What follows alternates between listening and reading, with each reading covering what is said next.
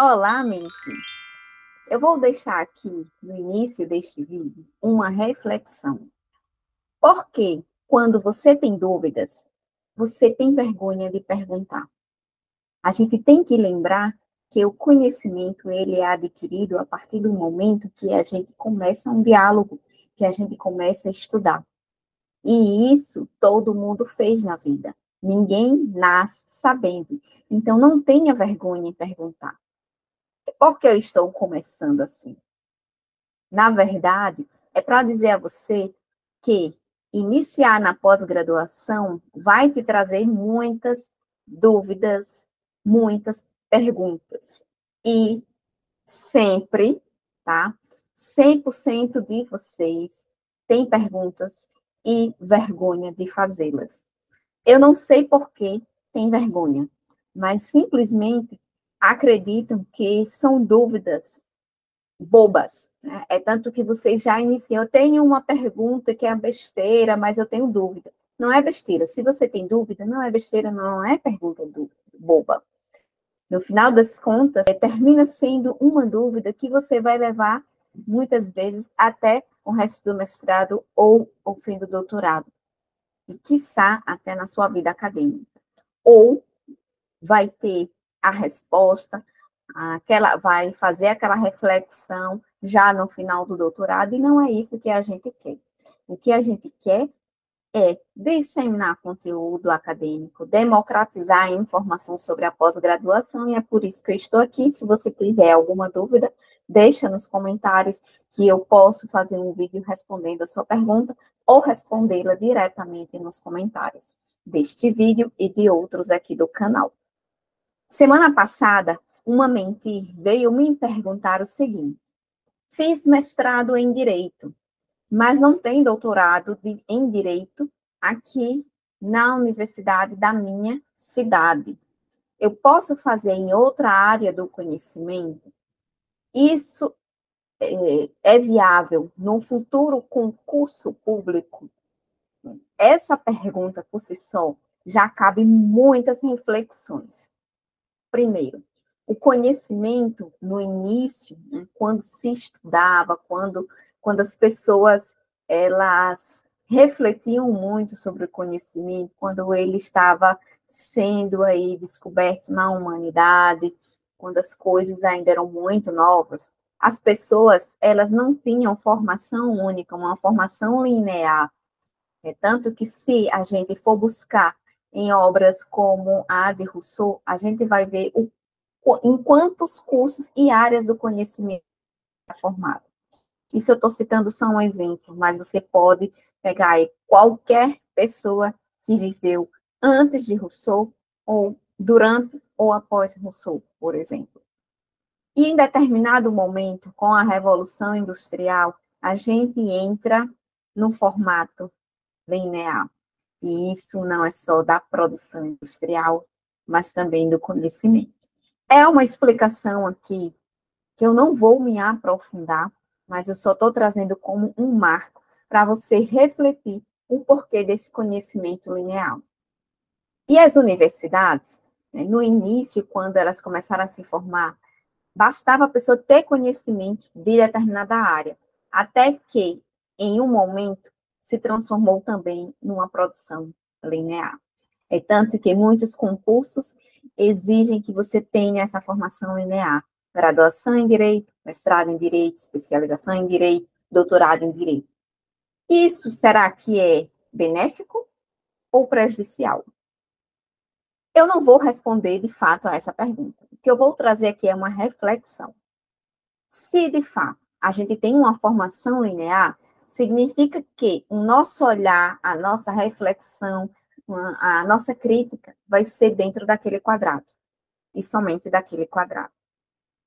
Se a gente tem uma formação que ela abarca outras áreas do conhecimento, outros cursos, outras formações dentro da área de conhecimento, a gente está abrangendo aquele conhecimento, ainda que a gente decida profissionalmente atuar em determinada área, mas a gente vai ter um conhecimento reflexivo e crítico sobre a sociedade como um todo. Então, por exemplo, se você tem formação em direito e decide fazer uma especialização na área de ciências sociais, você vai conhecer teorias que o direito ele não proporciona no curso da forma aprofundada como o curso de ciências sociais e que é necessário para a gente entender a legislação, a formação do Estado.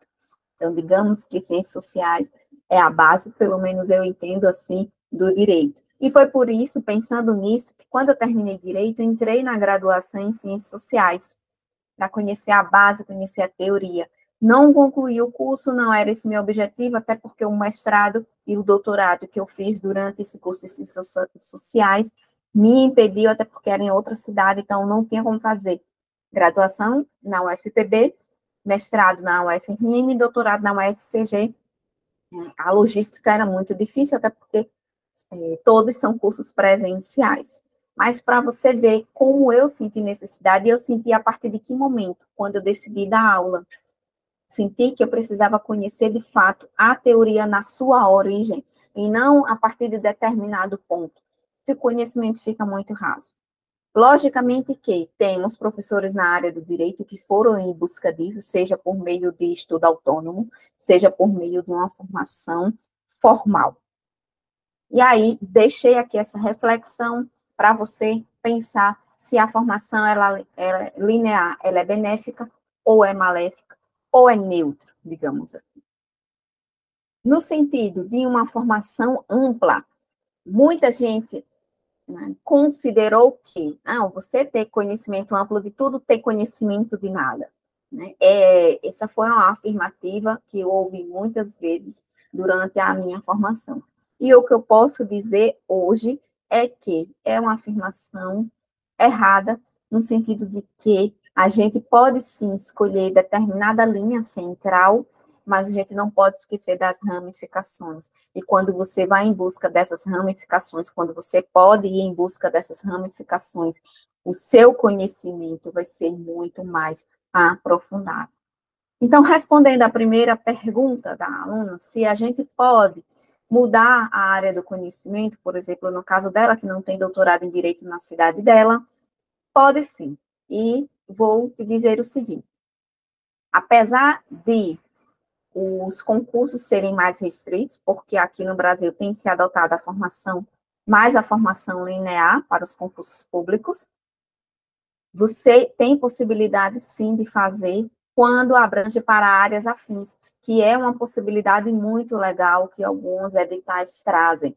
Então, editais, por favor, comissões organizadoras, pensem nas pessoas, não só nas pessoas, nos candidatos, mas também, né, no quanto um conhecimento em determinado curso pode, sim, favorecer a formação de novos alunos.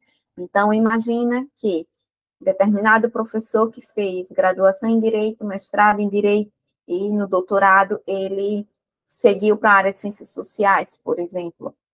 Ele vai ter conhecimento de Direito, ele pode dar aula de Direito.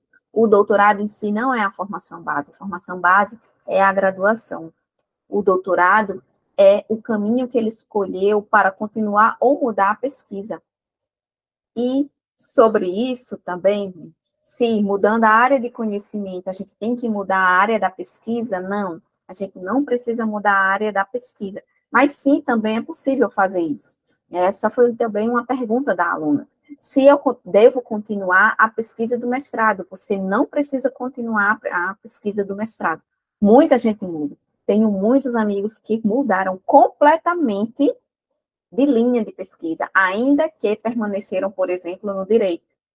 Fizeram mestrado em direito em determinada linha, por exemplo, em direito privado, ia falar direitos fundamentais, mas em direito privado, e no doutorado foi para o direito público. Mudou completamente a linha de pesquisa, mas permaneceu na área do direito. E assim também é possível você fazer mestrado em direito e vai fazer o doutorado na área de ciências sociais e continuar com a sua pesquisa. Isso é muito possível. Eu fiz mestrado em direito, pesquisei na área de meio ambiente e fui fazer doutorado em recursos naturais. na área de ciência e tecnologia, pesquisando o meio ambiente. Então, veja que eu permaneci na minha área de pesquisa, mudei a área de conhecimento.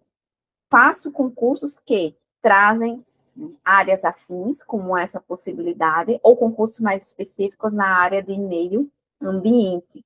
Então, veja que eu tenho cada vez mais me especializado em meio ambiente, mas isso não me restringiu em buscar conhecimento em outras áreas.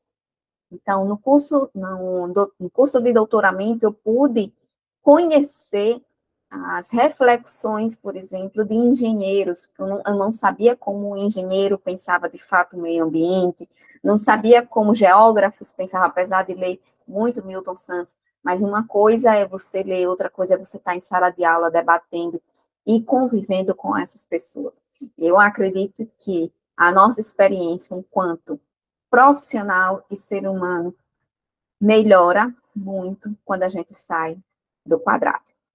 Não sei se você concorda ou discorda do que eu falei, então deixa no comentário, que é sempre bom manter o diálogo com quem quer estar na pós-graduação ou com quem já está na pós-graduação. Um abraço e até mais.